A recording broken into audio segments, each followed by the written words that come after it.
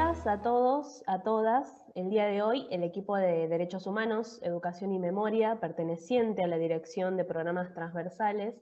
integrado por Claudia Neira, Maximiliano Paratore y quienes habla, Melissa Gaia, nos encontramos para llevar a cabo una entrevista con Andrés Torres. Anticipándome y agradeciendo su tiempo y presencia, lo presento. Él nace en 1993, es profesor universitario de educación superior en historia y maestrando en historia contemporánea. Actualmente ejerce la docencia en universidades del conurbano bonaerense y participa como docente permanente en el programa de capacitaciones y producción del conocimiento del Centro Inclusivo Comunitario LGBTQI+, SIC del Partido de Tortuguitas en Buenos Aires. Integra además diversos programas y proyectos de investigación sobre historia contemporánea y estudios de género en la Universidad Nacional de General Sarmiento, como así también en la UBA. Enmarcando sus estudios en el cruce entre los estudios de género y la historia argentina reciente, lleva a cabo investigaciones sobre militancias y sociabilidades homosexuales en el periodo de 1970 y 1980, ahondando en las relaciones entre el género, la sexualidad y la represión ejercida durante la última dictadura militar en localidades bonaerenses. Uno de los escritos publicados por Andrés, que nos convoca a esta entrevista, tiene como nombre Los 400 o la memoria homosexual de la última dictadura militar. Desde que se instituye el 24 de marzo como Día Nacional de la Memoria, la Verdad y la Justicia, acompañado de jornadas de reflexión y análisis crítico, el número que siempre vemos en carteles, en placas, es el 30.000. Este año, 2021, a 45 años del golpe de Estado del 76, queremos saber, Andrés, ¿cuándo y cómo nace la frase no son 30.000, son 30.400? ¿De dónde nace, de dónde surge esta cifra? Bueno, antes que nada, muy buenos días a todos. Como sabemos, la dictadura militar instaurada el 24 de marzo de 1976 lleva a cabo un plan de exterminio masivo sobre la sociedad y en investigaciones desde la postdictadura sabemos que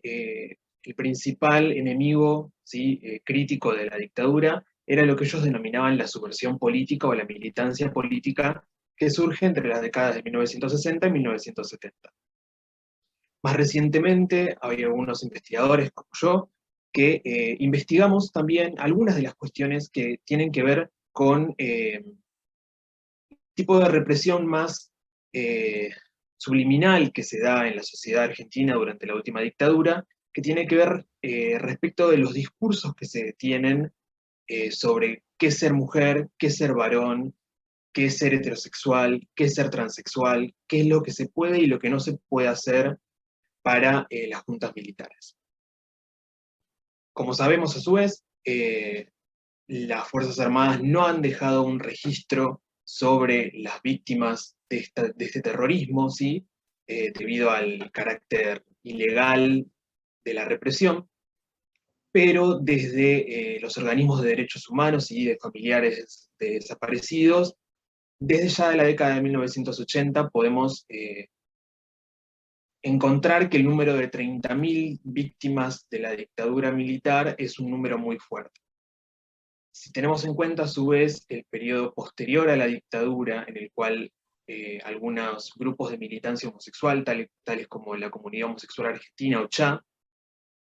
el primer presidente y fundador de la CHA, Carlos Jáuregui, en 1987 lleva a cabo una investigación que se publica con el título de La homosexualidad en la Argentina, y en un apartado en el cual él intenta hacer un raconto sobre la historia de la represión a la sexualidad en la Argentina, en el apartado específico sobre la última dictadura militar, él propone que habrían existido 400 casos más o menos de homosexuales desaparecidos por ser homosexuales. En teoría, esta cifra fue recibida por la CONADEP, pero al momento de emitir el documento oficial, por presiones de la Iglesia Católica, ese número no pertenecería a las listas oficiales de víctimas de la dictadura.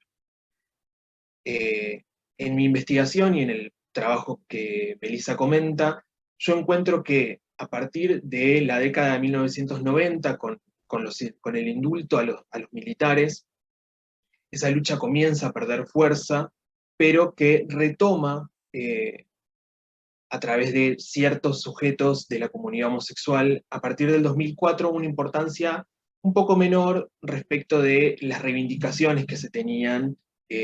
respecto de estos supuestos 400 desaparecidos. Yo a su vez encuentro que entre el periodo entre 2004 y 2010, esa idea empieza a tomar mucho más fuerza, pero en el 2010, con el contexto de los debates parlamentarios por el matrimonio igualitario, el número de los 400 empieza a tener un carácter más político, ¿sí? El número de los 400 incluso empieza a tomar fuerza por fuera del número general de los 30.400 y se convierte en una proclama política en sí misma, ¿sí? El número de 30.400 no es un modo de diferenciación en sí misma y una reclama, ¿sí? Estas 400 personas que escapan al número de los 30.000 habrían sido detenidos por su calidad homosexual, ¿sí? Por su estilo de vida, por su identidad de género y demás. Entonces, ese número toma otra fuerza a partir del 2010, con más fuerza a partir del 2015, en el cual la comunidad empieza a politizarse mucho más y las identidades sexogenéricas toman un rol muy importante en la calle, ¿sí? Por eso vemos con más fuerza el número de 30.400 en estos periodos. Bien. Interesantísimo, cómo fue creciendo a medida que se fue ganando también nuevos derechos, sobre todo en relación a la comunidad LGBTQI+. ¿Podrías comentar e historizar el contexto, o sea, un poquito más acerca del contexto y lucha que tuvo la comunidad? Porque no es que nace en ese momento, como hablábamos recién, sino que tiene una militancia previa al golpe de Estado y, bueno, como decías recién, fue aumentando y fue creciendo cada vez más, sigue creciendo cada vez más. Sí,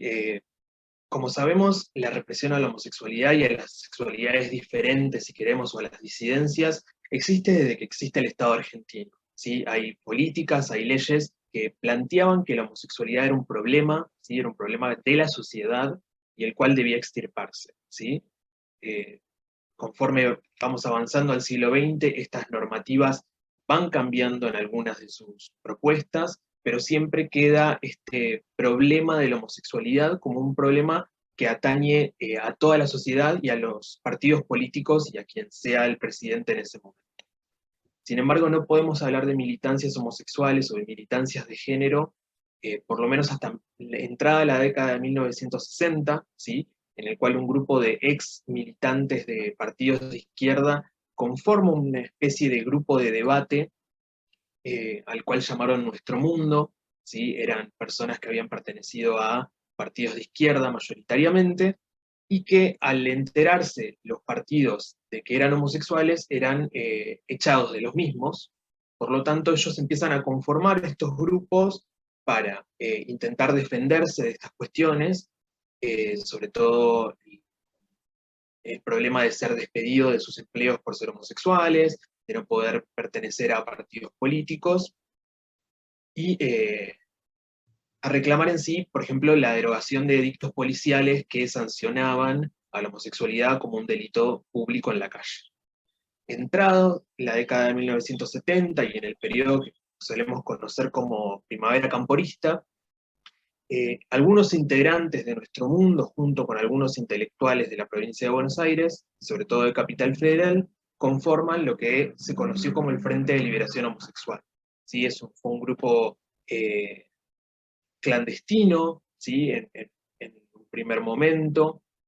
y en casi toda su historia se mantiene en la clandestinidad, porque claramente tenían una reivindicación que en el momento no era aceptada por gran parte de la sociedad ni del arco político de la época, que empiezan a llevar a cabo acciones y producciones académicas sobre la homosexualidad, tanto en la Argentina como en el exterior. Por ejemplo, ellos entre 1973 y 1976 producen un material gráfico, ¿sí? La revista Somos, en la cual ellos van produciendo materiales sobre cómo escapar a las normas de la moralidad policíaca, así como también comunicar cuestiones sobre la homosexualidad en la Cuba socialista o entablar pequeñas relaciones con otros grupos que en la época se empezaban a formar para poder proponer a los partidos políticos una salida al socialismo, ¿sí? Estamos hablando de la época de 1970, en la cual muchos grupos políticos empiezan a radicalizarse bajo las ideas del socialismo, y ellos plantean que una de las cuestiones que puede llegar a derrocar tanto al capitalismo como al Estado moderno es la homosexualidad, ¿sí? La homosexualidad se plantea como una revolución en sí misma, ya que eran personas y eran individuos que no podían vivir su vida libremente. Como sabemos, a su vez, como se radicaliza la izquierda, también se radicaliza la derecha en la Argentina y en toda Latinoamérica. Y, por ejemplo, una de las denuncias más fuertes que ellos reciben es en el año 1975, en la revista El Caudillo de la Tercera Posición, coordinada por López Rega, coordinador también de la Alianza Anticomunista Argentina, o AAA,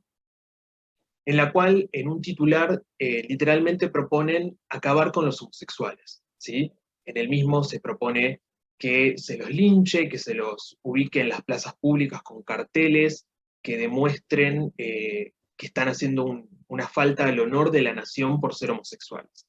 Frente a estas denuncias y la escalada violenta que se presenta en toda la Argentina en el periodo anterior a la dictadura, muchos de estos militantes del Frente deciden exiliarse, muchos de ellos a España o a México, y quienes quedan en la Argentina, como el poeta y sociólogo Néstor Perlonger, durante el periodo de la dictadura reciben diversas amenazas, así como son encarcelados por ser homosexuales, ¿sí? En ese momento el edicto 2H, ¿sí? De falta de la moral por homosexualidad era muy fuerte y era una causal para que una persona, mayoritariamente varones homosexuales, fueran apresados hasta 30 días de prisión. Eso hace que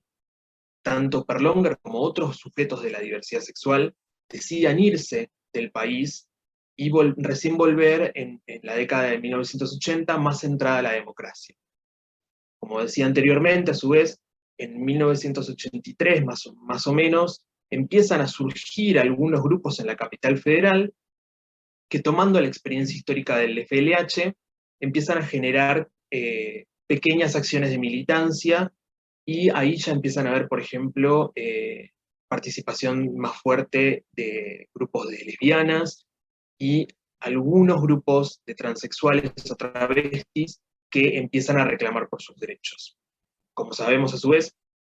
desde 1984, con la implementación de la CHA como un organismo público, estas denuncias y estas reclamas empiezan a tener alguna otra fuerza, pero estamos hablando de un periodo en el cual,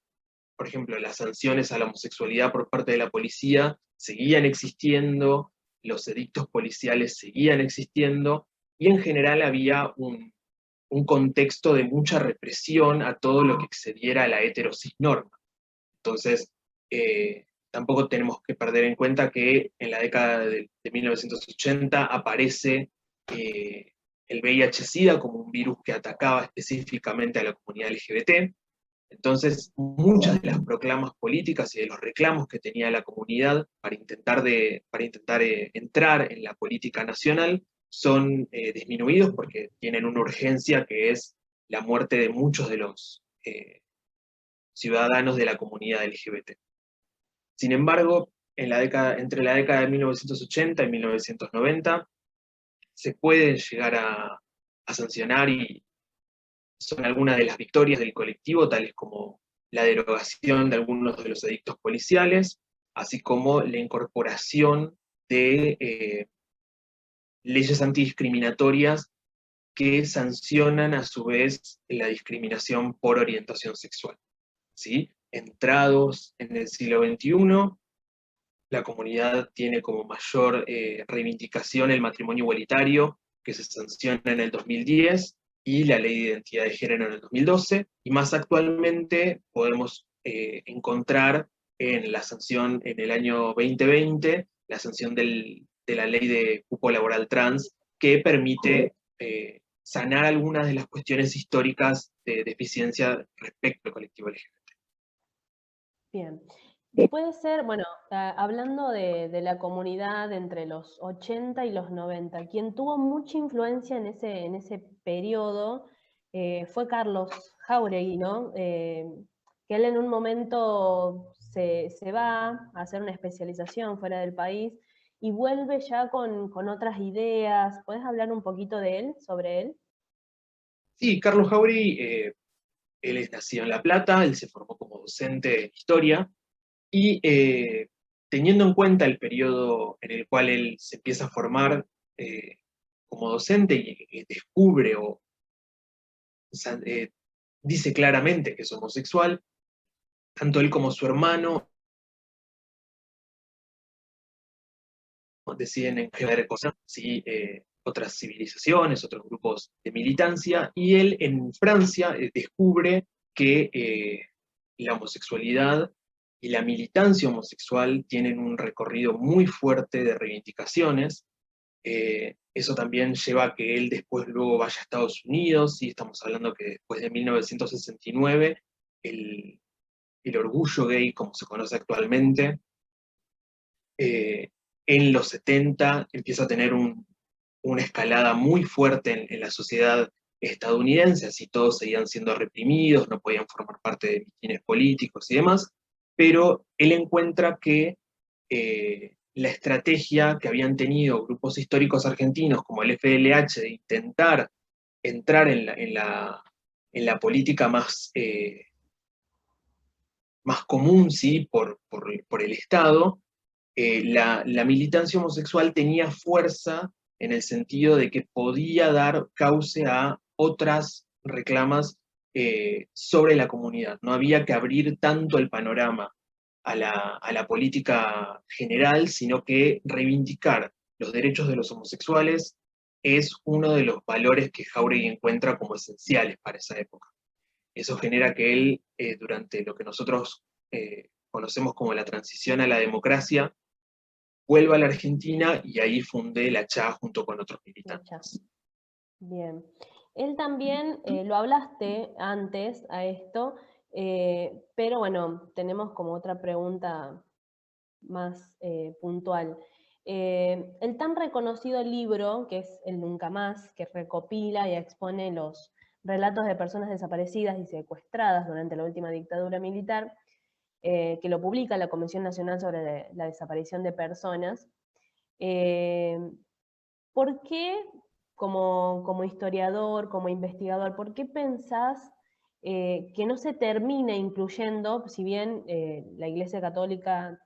todavía tenía un gran peso en esas decisiones, ¿por qué no se toma estas identidades? Bien, sobre esa pregunta habría que hacer dos distinciones en particular. Eh, la primera es sobre el proceso de recopilación de datos que tiene la CONADEP sobre la represión estatal, y en segundo lugar podríamos hablar más específicamente sobre las denuncias de homosexuales desaparecidos. Si tenemos en cuenta el proceso de 9 meses que tiene la CONADEP luego de su institucionalización con la democracia de Alfonsín, el primer proceso de investigación que se lleva a cabo entre 1983 y 1984, que da luego a la aparición del Nunca Más como documento oficial de la represión, en su primer momento no contemplaba los hechos de violencia represiva anteriores al 24 de marzo de 1976. Esto genera que muchas de las denuncias no hayan sido tomadas en ese momento, y a su vez, como la CONADEP estaba instaurada en la capital federal, muchas comunidades, inclusive muchas víctimas de la violencia provincial, no habían podido llegar a dar su testimonio, lo cual también generó que al momento de los juicios a las juntas, de los primeros juicios a las juntas de 1984 y 1985, estas denuncias no pudiesen tener un cauce, ya que, según los defensores de los represores, no había documentación suficiente para probar que la violencia paraestatal existía anterior a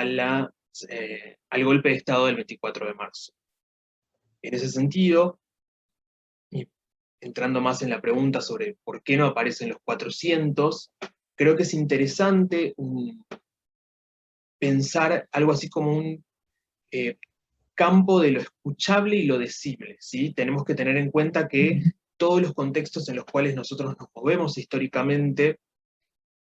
hay ciertas discursividades que nos permiten decir y escuchar ciertas cosas que la sociedad puede tomar o no, pero existen marcos de escucha sobre eso, ¿sí? Si nosotros tenemos en cuenta que venimos de una dictadura militar muy represiva y que en el campo de lo simbólico tiene gran incidencia respecto de lo que se decía o no se podía decir sobre la sexualidad,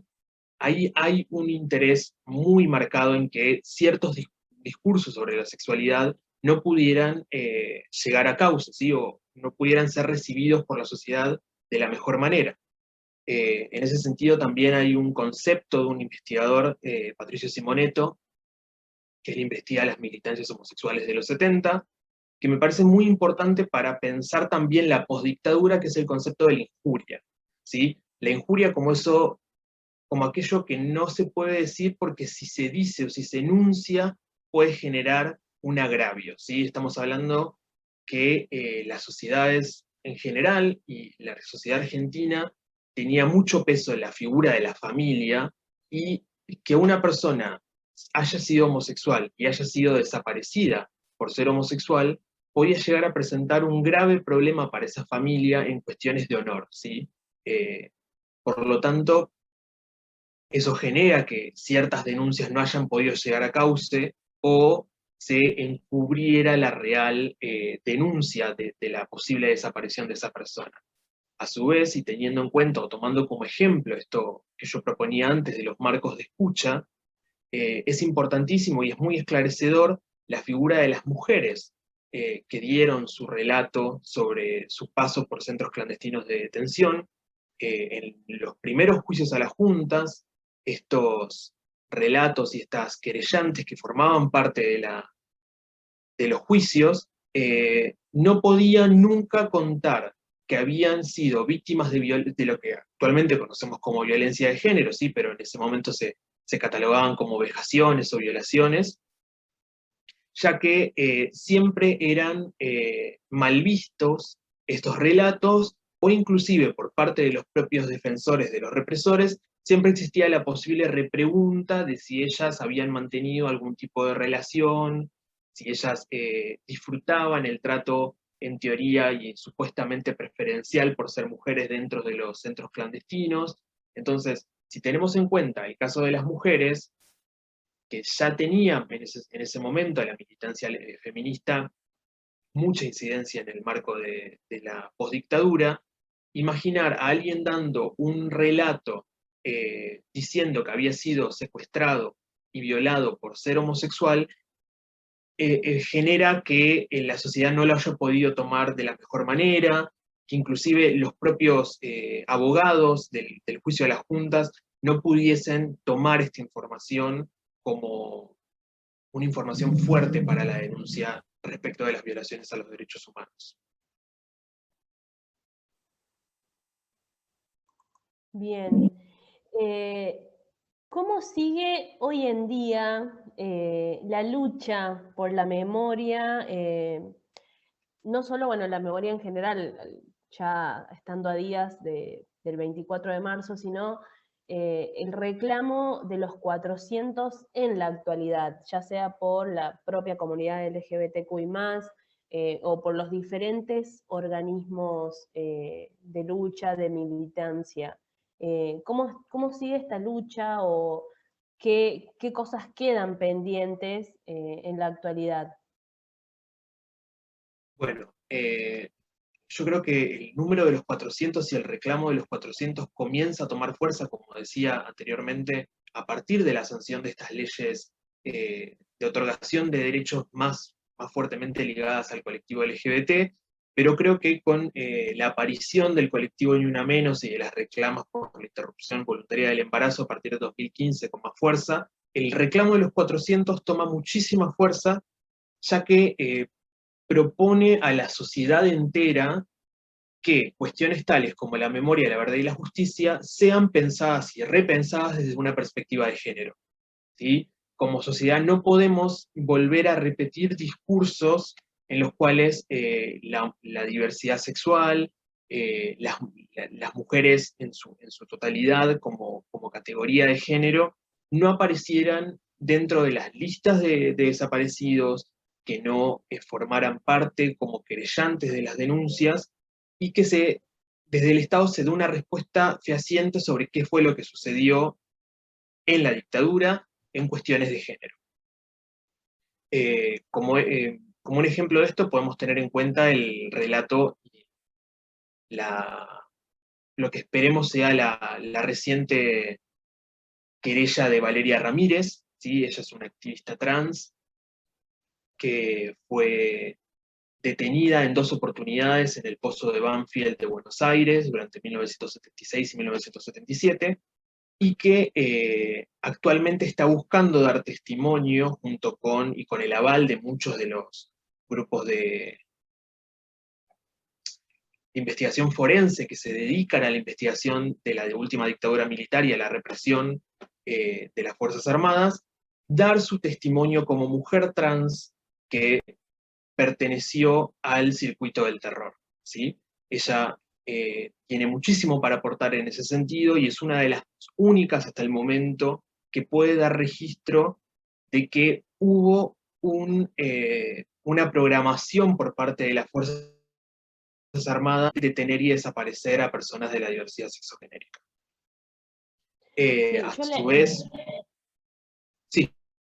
decía que yo leí acerca de Valeria y la causa que ella está atravesando en cuanto al testimonio, y por ahí lo que ella comenta es, bueno, que ese terror, lo que ella vivió, eh, también trae consigo la pérdida de compañeras que por ahí, bueno, dice, bueno, a veces piden testigos u otros testimonios que acompañan el mío, y ella trae consigo en esta causa la pérdida de sus compañeras en esos secuestros, porque no era la única. Sí, exacto. En ese sentido, organismos tales como el Archivo de la Memoria Trans de Buenos Aires, y que ahora está ampliándose hacia toda la Argentina, tiene gran incidencia en ese sentido, porque intenta dar voz a quienes históricamente no han podido dar su propio testimonio, y en cuestiones de represión creo que es un avance importante. La pregunta, retomando conexión, estábamos hablando acerca de las luchas por la memoria y este reclamo de los 400 en la actualidad. Si querés, Andrés, te sigo dando la palabra. Bueno, eh,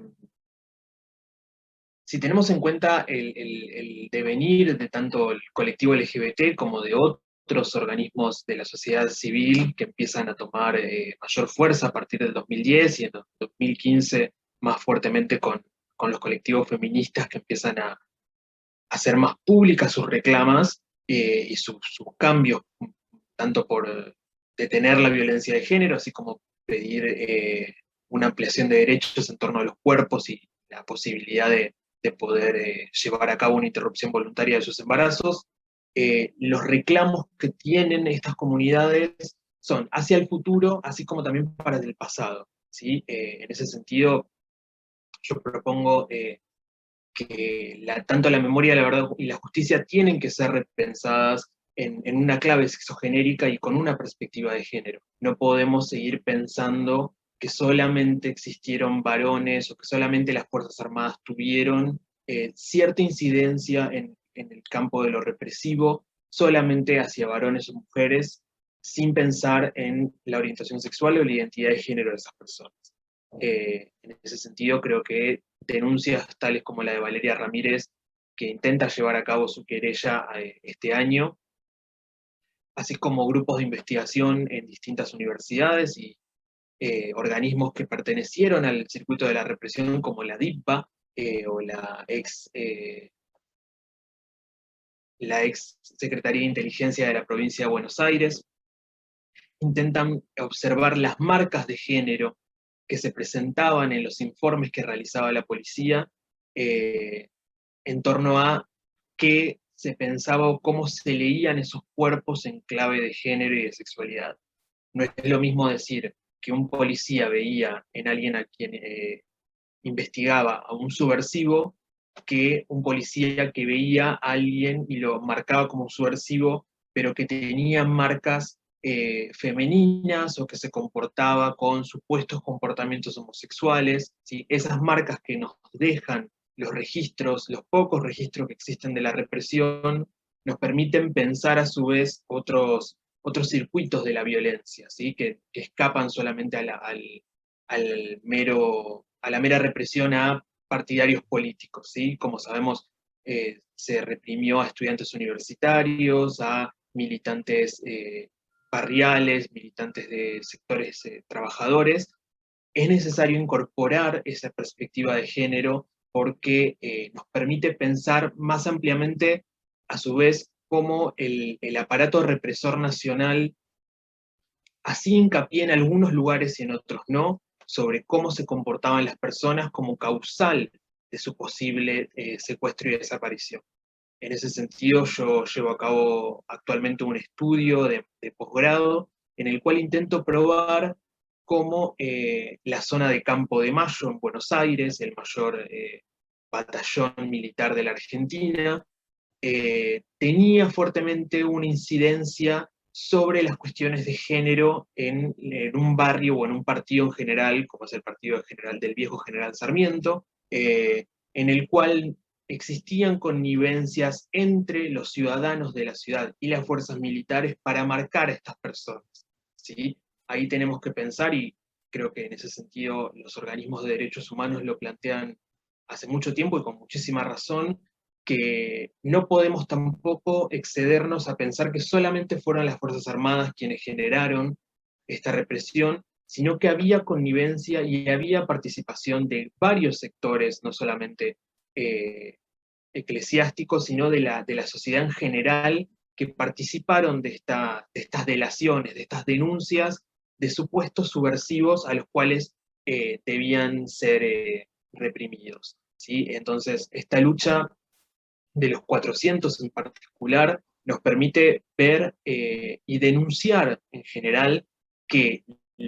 la represión que existió hacia el colectivo existió antes, durante y después de la dictadura. Y que esas marcas que ha dejado y esos también olvidos ante los cuales quienes tratamos de investigar el pasado de la comunidad LGBT nos enfrentamos, deben ser reconocidos por el Estado como marcas de aquello que no se ha podido sanar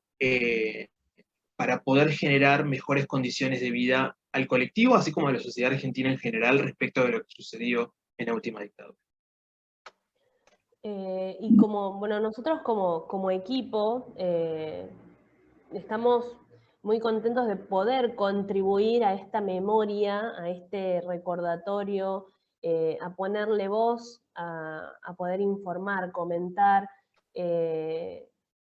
porque la sociedad y el pensamiento está cambiando, estamos avanzando. Como hablábamos previamente, lo decía mi compañera Claudia, hay muchas cosas que todavía hay que cambiar, que hay que transformar, por las que se debe luchar, pero así también al momento de asistir a una marcha o luchar por una causa noble y más justa, yo veo muchísima sororidad entre los grupos, entre los diferentes grupos, agrupaciones, que hay un gran acompañamiento, apoyo, como lo fue hace poco la marcha del 8M, marchas multitudinarias a lo largo y ancho del país y del mundo. Entonces, esos días en específico donde uno puede observar, detenerse a observar y decir, acá va a haber un cambio, y ese cambio va a ser grande y se puede seguir contribuyendo a ese cambio a medida que pasa el tiempo. Así que bueno, finalizando esta enriquecedora entrevista, queremos agradecerte nuevamente tu tiempo y todo el conocimiento compartido. Deseamos poder encontrarnos en otra oportunidad y seguir trabajando juntos y juntas en otros proyectos, en otros encuentros. Bueno, devuelvo el agradecimiento, la verdad es que es una de las primeras veces que se me invita a comentar mis investigaciones por fuera de lo meramente académico, y como vos decías, me parece que es importante que estas luchas que se vienen llevando en la actualidad tengan a su vez un asidero en el día a día cotidiano de las personas. Creo que como docentes, como militantes,